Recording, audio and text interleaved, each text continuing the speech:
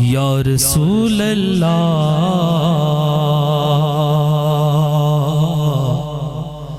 وسلم علیک یا حبیب اللہ۔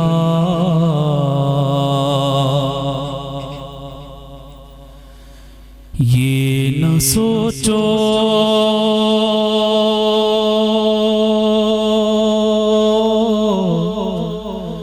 کہ وہ آئیں گے تو ٹھہریں گے کہاں، یہ نہ سوچو کہ وہ آئیں گے تو ٹھہریں گے کہاں، وہ تو خوشبو کی طرح دل میں اتر جاتے ہیں، وہ تو خوشبو کی طرح دل میں اتر جاتے ہیں، وہ تو آتے ہیں ابھی آتے ہیں آتے ہوں گے۔ ہم نے یہ سوچ کے محفل کو سجا رکھا ہے، مل کے پڑھ لیجئے صلی اللہ علیہ یا رسول اللہ وسلم علیہ یا حبیب اللہ۔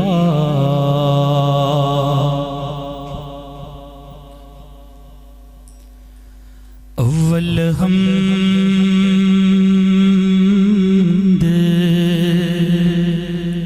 ثنا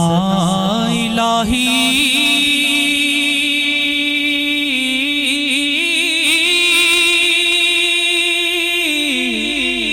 تے جو مالک ہر دا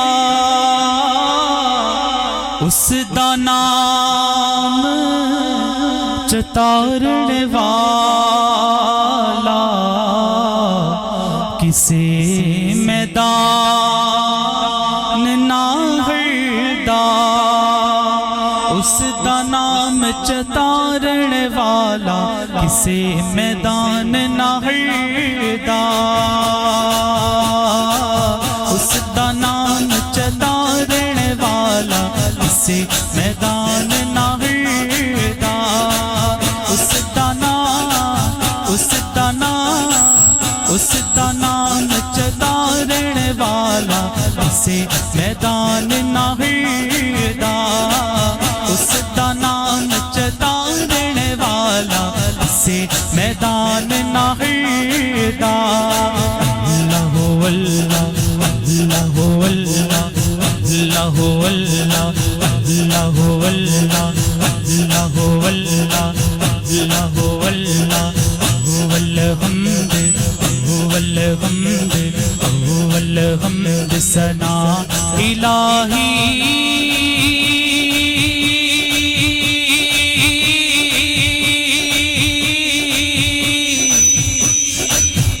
الحمد الحمد الحمد ثنا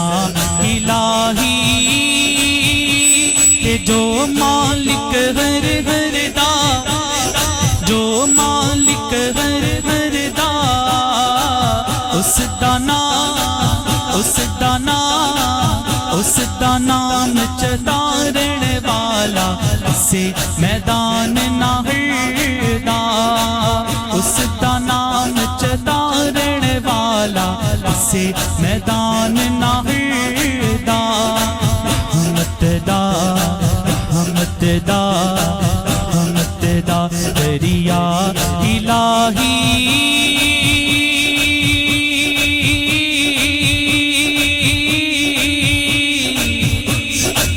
حمد دا دریا الہی ہر دم وگدا تیرا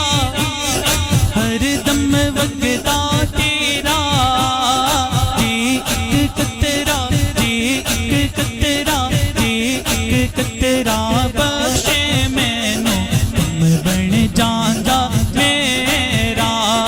جی ایک قطرہ جی ایک قطرہ جی ایک قطرہ بخشے مینوں غم بن جاندا میرا اللہ اللہ اللہ اللہ اللہ اللہ اللہ اللہ اللہ اللہ رحمت دا رحمت دا دریا الہی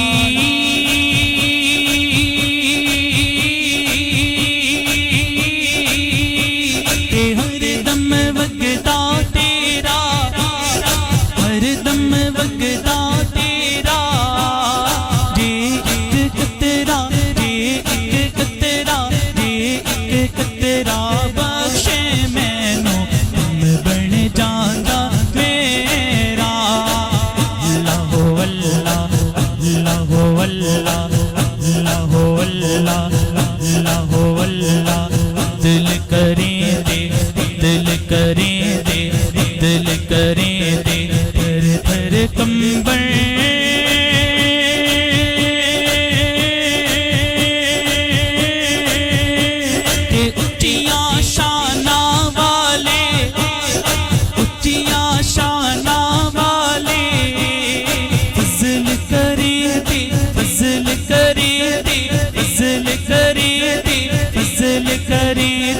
بخشے جاسن میں جائے منہ کالے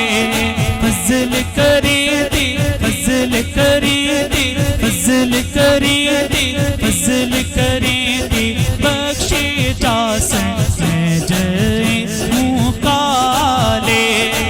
دل کرے دے دل کرے دے تھر تھر کمبر ساتھی نے شعر پڑھا ہے اول حمد ثنا الہی جو مالک ہر ہر دا اس دا نام جتارن والا کسے میدان نہیں ہردا یعنی اس دا نام جو لیتا ہے اس کو کسی بھی جگہ کمی نہیں آتی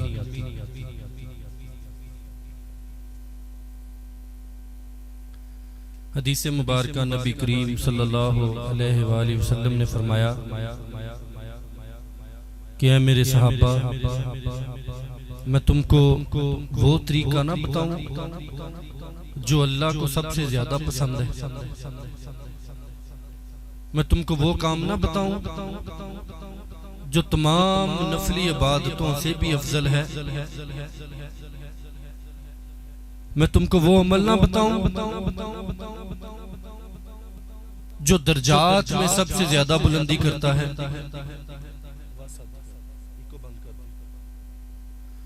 جو درجات میں سب سے زیادہ بلندی کرتا ہے میں تم کو وہ عمل نہ بتاؤں جو اللہ کی راہ میں سونا چاندی خیرات کرنے سے بھی افضل ہے میں تم کو وہ عمل نہ بتاؤں جو اللہ کی راہ میں جہاد کرنے سے بھی افضل ہے اور جہاد بھی ایسے کہ دشمن کی گردنیں کاٹتے کاٹتے تلوار ٹوٹ جائے جہاد بھی ایسا ہو اس عمل سے بھی افضل تو صحابہ نے عرض کی آقا جان قربان ماں باپ قربان آپ فرمائیں آپ نے فرمایا وہ ہے اللہ کا ذکر وہ ہے اللہ کا ذکر یہ اللہ کی انتہائی ہمارے اوپر عنایت ہے مہربانی ہے کہ اللہ نے اس پرفتن دور کے اندر ہمیں اتنی خوبصورت توفیق عطا فرمائی ہم یہاں پہ اکٹھے ہوئے ہیں آپ لوگ سفر کر کے آئے ہو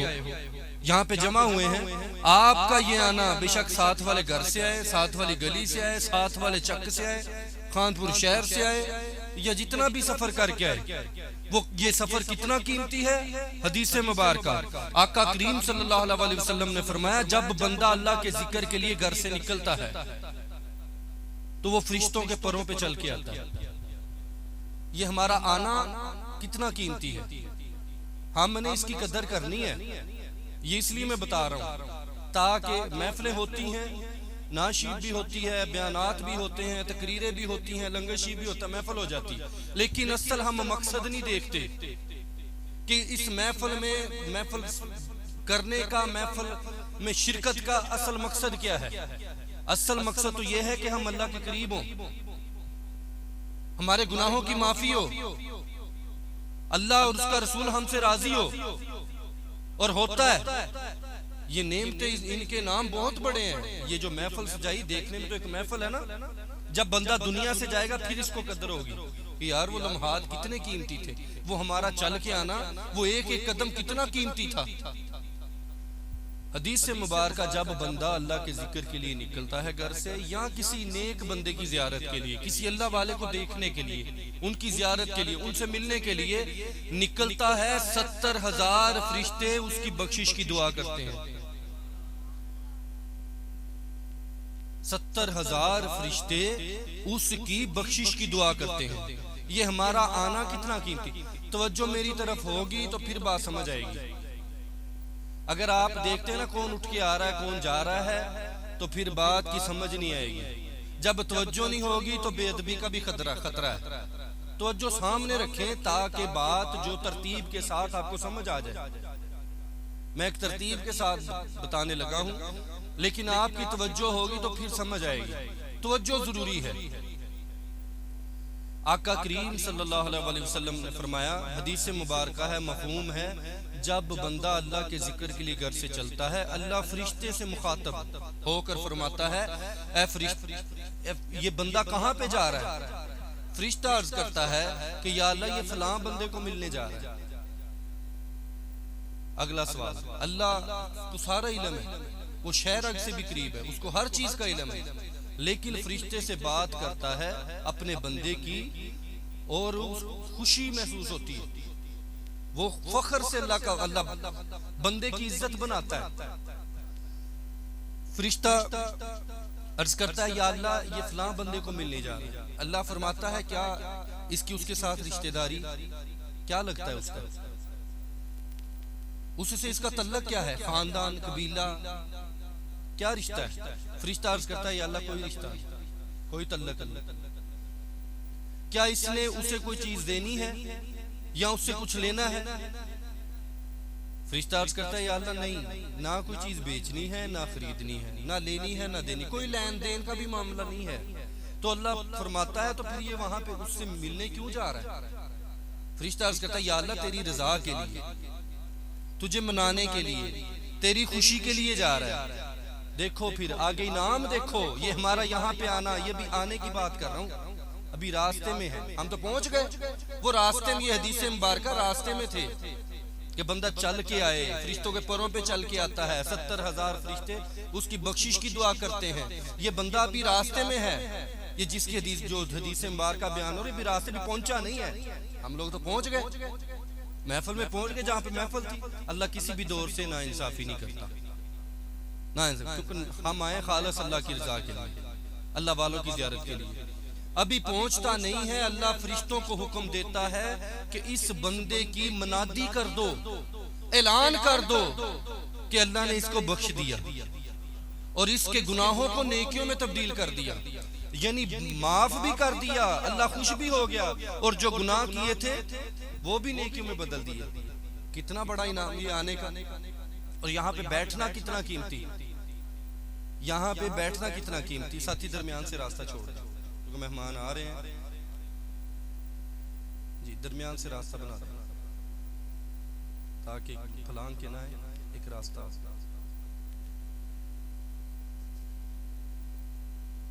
یہ اللہ کا کتنا بڑا انعام۔ اب یہاں پہ بیٹھنا، یہاں پہ اکٹھا ہونا،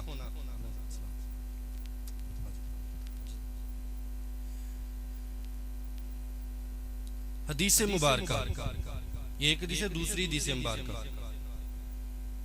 بندہ راستے میں ہے، اللہ پوچھتا ہے یہ بندہ کہاں پہ جا رہا ہے، وہی جواب دیتا ہے، لیکن اس کا مفہوم جو نبی کریم صلی اللہ علیہ وسلم نے دوسری جگہ فرمایا وہ یہ کہ اللہ فرماتا ہے کہ اس بندے کا اعلان کر دو کہ یہ اللہ کا محبوب ہو گیا ہے، اللہ کو اس سے پیار ہو گیا ہے، اللہ کو اس سے محبت ہو گئی ہے۔ وہ کتنا خوشی، آنا کتنا، یہاں پہ بیٹھنا کتنا قیمتی ہے ہمارا۔ حدیث مبارکہ جہاں پہ اللہ کا ذکر ہوتا ہے، لوگ جمع ہوتے ہیں، ذکر کی محفل ہوتی ہے، وہاں اللہ کی 4 نعمتوں کا نزول ہوتا ہے۔